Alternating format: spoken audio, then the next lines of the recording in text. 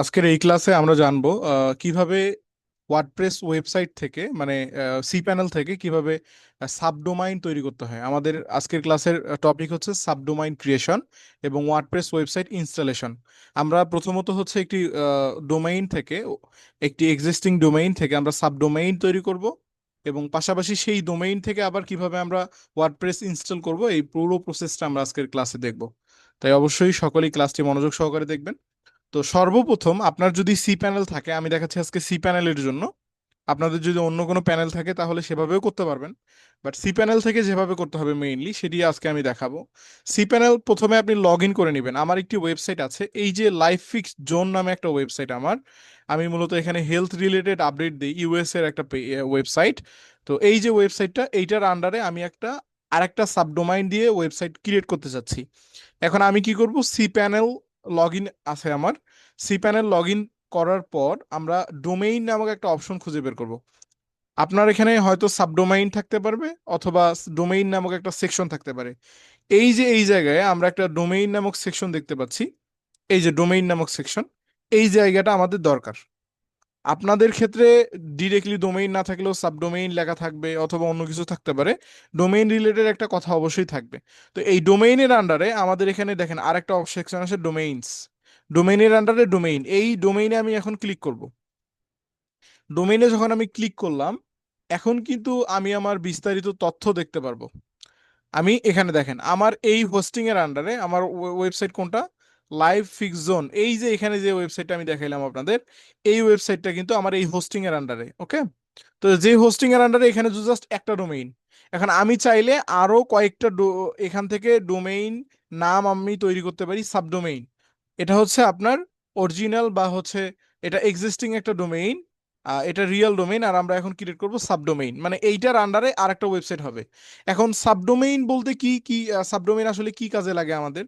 Subdomain মূলত আমাদের যে কাজে লাগে সেটা হচ্ছে একটা ওয়েবসাইটের সাব আকারে তৈরি করা। যেমন ধরেন আমরা যদি অ্যাজ এ লাইক আমরা রিয়েল লাইফের এক্সাম্পল দিই, যেমন আপনার সন্তান, আপনার হয়তো বা একটা সন্তান, দুইটা সন্তান, তিনটা সন্তান, আপনি যেমন আপনার সন্তানরা অবশ্যই তেমন হবে না, একটু আলাদা হবে। তো এই সেম ব্যাপার, আমার নাম ঠিক থাকবে। জাস্ট এক্সাম্পল হিসেবে আমার যে বিষয়টা থাকবে আমি যদি দেখাই, আমার এক্সাম্পল হিসেবে যেটা থাকবে দেখেন, আমার নাম ঠিক থাকবে।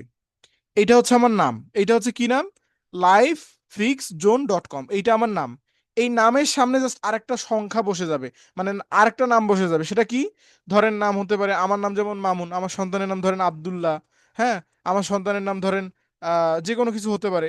বা ধরেন এক্সাম্পল একটা কি থাকবে, ধরেন আমি lifefixzone.com আছে, এটা আমি এখন কি করব, শপ, মানে একটা shopping mall, shop dot lifefixzone.com, এই ডটটা থাকবে প্রথম দিকে, আপনার নামটা থাকবে মানে সাবডোমেনের ক্ষেত্রে, তারপরে কি থাকবে, এই ডোমেইন অরিজিনাল এক্সিস্টিং ডোমেইনটা থাকবে। এটাকে বলা হচ্ছে সাবডোমেইন। এভাবে মূলত সাবডোমেইন করা হয়। তো এভাবে যদি আপনি সামনে ধরেন বিডি দিতে চান, বা ধরেন সামনে আপনি শপের জায়গায় ধরেন আপনি অন্য যে কোনো কিছু দিতে পারেন। হুম, যে কোনো আপনার যেটা ইচ্ছা আপনি সেটা দিতে পারেন, বাট আমি আজকে একটা শপ ডট lifefixzone.com এই সাবডোমেইনটা তৈরি করব। তো এটা তৈরি করার জন্য আমরা সিম্পলি এখান থেকে ক্রিয়েট এ নিউ ডোমেইন, এই যে সেকশনটা আমরা পাইছি, এখানে আমি ক্লিক করব। এই যে ক্রিয়েট এ নিউ ডোমেইনে ক্লিক করার পর এখানে দেখেন তারা বলতেছে, আমি যে কথা একটু আগে বললাম সেম কথা এরাও বলতেছে। কি বলতেছে? এই জায়গায় দেখেন, ডোমেইন মাই, এই এটা হচ্ছে এক্সাম্পল, এক্সাম্পল দিছে মাই ডট এক্সাম্পল ডট কম, মানে আমার যে ওয়েবসাইটের নাম সেটা দিতে হবে এবং সামনে যে কোনো একটা নাম দিতে হবে। এই সামনে নাম দাও এটাকেই বলা হয় সাবডোমেইন, সামনে নাম একটা থাকবে। তো এখানে আমি হচ্ছে একটা নাম দিয়ে দিচ্ছি, আমি দিচ্ছি শপ। আমি হচ্ছে শপ দিলাম, মানে আমি হচ্ছে এটা শপ রিলেটেড একটা ওয়েবসাইট তৈরি করব, শপ, তারপরে ডট, আপনাকে অবশ্যই স্পেলিং মিস্টেক করা যাবে না, life fix zone dot com. দেখেন, shop dot life fix zone dot com, যখন আমি এটা দিয়ে দিলাম তখন দেখেন এখানে কিন্তু চলে আসছে, এই জায়গায় কিন্তু চলে আসছে। ঠিক আছে, shop dot life fix zone dot কম। এখন এখানে একটা আমরা সেকশন দেখতে পাচ্ছি, share document robot home public HTML with, আচ্ছা আমরা এটা রুট, সরি আমরা এটা করব না, আমরা এটা অফ থাকবে আমাদের। ওকে, তো এই যে শপ ডট লাইফফিক্সজোন ডট কম, আমি যদি শপ, আমি যদি সার্চ দিই শপ সাবডোমেইন, দেখি আসে কিনা, সব রিলেটেড সাবডোমেইন আসে কিনা। হ্যাঁ, সব রিলেটেড। আচ্ছা, এইখানে দেখেন শপিফাই এর একটা help.shopify.com, এটা কিন্তু একটা সাবডোমেইন। তারপরে আমরা একটু নিচের দিকে যাব, দেখি কোনো আমরা তেমন কিছু পাই কিনা। সাবডোমেইন এক্সাম্পল, shop.example.com, আচ্ছা আমরা এটাই রাখবো, shop.livefixzone.com। এই যে আমার যে shop.livefixzone.com, এটা আমি এখন রেখে দিব। এটা আমি সাবমিটে যদি ক্লিক করি, তাহলে কিন্তু আমার এটা তৈরি হয়ে যাবে। আমি সাবমিটে ক্লিক করলাম। সাবমিটে যখন ক্লিক করলাম, এখানে বলতেছে it take a moment to create a new domain. আমার একটু সময় নিতে পারে, একটু সময় দিব আমরা। আমরা সাবডোমেইন আমাদের কিন্তু তৈরি হয়ে যাচ্ছে। ওকে, ফাইনালি সাকসেস, দেখেন সাকসেস। ওকে, সাবডোমেইন আমাদের তৈরি হয়ে গেছে।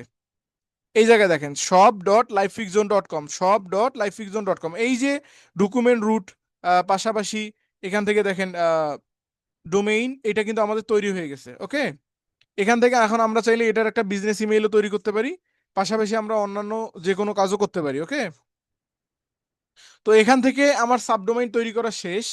এখন আমি যেটা করব, আমি ব্যাকে যাব। আচ্ছা, আমাদের সাবডোমেইন কিন্তু সাকসেসফুলি ক্রিয়েট হয়ে গেছে।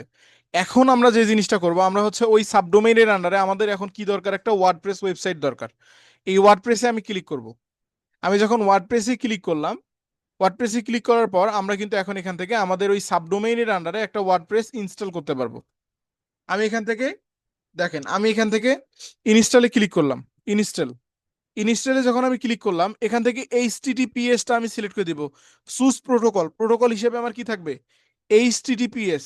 এইচটিটিপিএস livefixzone.com, এই জায়গায় আমরা দিব shop.livefixzone.com। এই যে দেখেন, এখানে এখন আমার কয়টা কয়টা থাকলো, দুইটা।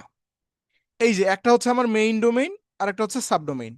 ওকে, ক্লিয়ার, আশা করি সবাই বুঝতে পারছেন। এখান থেকে অবশ্যই এইচটিটিপিএস ক্লোন ডাবল স্ল্যাশ, এই যে প্রোটোকল, এই প্রোটোকলটা আপনারা অবশ্যই ব্যবহার করবেন। ব্যবহার করার পর আমরা এখান থেকে এটা দিয়ে দিব। ওকে, এইচটিটিপিএস ক্লোন ডাবল স্ল্যাশ, এখান থেকে আমরা এটা দিব।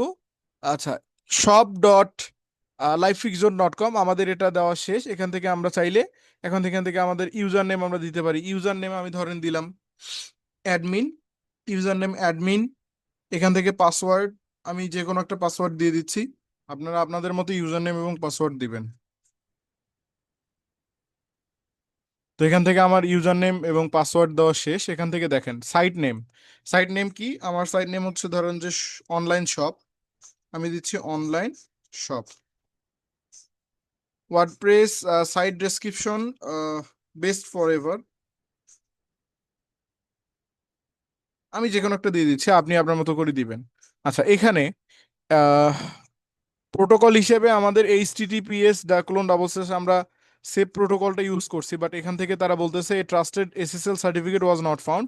আচ্ছা, এটা যেহেতু আমরা কেবলমাত্র রান করলাম, একটু সময় নিবে আমাদের এসএসএল সার্টিফিকেটটা এখান থেকে অ্যাড হইতে। আচ্ছা, অলরেডি যুক্ত হয়ে গেছে মনে হয়, ঠিক আছে। এটা জাস্ট যেহেতু আপনি ইনস্ট্যান্ট করলেন, একটু সময় নিবে। একটু সময় নেওয়ার পর তারা কিন্তু এটা অটোমেটিকলি করে দিবে, আর না দিলে আমরা কিভাবে করবেন সেটাও দেখাই দিচ্ছি। আচ্ছা, এখান থেকে আমার কিন্তু এটা নিয়ে নিছে। এখান থেকে আমার অ্যাডমিন, দেন আমার পাসওয়ার্ড সবকিছু দেওয়া শেষ। আপনারা আপনাদের মতো করে সবকিছু দিবেন। দেওয়ার পর মূলত এখন আমি নিচের দিকে যাচ্ছি। নিচের দিকে এখান থেকে আমি কি প্লাগইন গুলো ইনস্টল করবো কিনা, না আমার এগুলো প্লাগইন প্রয়োজন নেই, আমি ম্যানুয়ালি এটা ইনস্টল করব। এখান থেকে অবশ্যই জিমেইল, অ্যাডমিন মেইল, এটা আপনি চেঞ্জ করে নেবেন। অ্যাডমিন মেইল আমার যেটা থাকবে সেটা হচ্ছে, আমি ধরেন লাইভ ফিকজন আমার যে মেইলটা আসে, আমি সেই মেইলটাই এখানে দিয়ে দিব।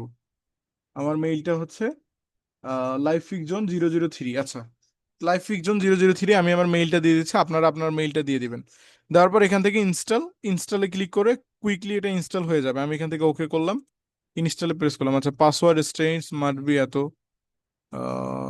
দেন। আচ্ছা, পাসওয়ার্ডটা তারা হার্ড লিখতে বলতেছে, আমি পাসওয়ার্ডটা আমাকে আরো হার্ড দিতে হবে।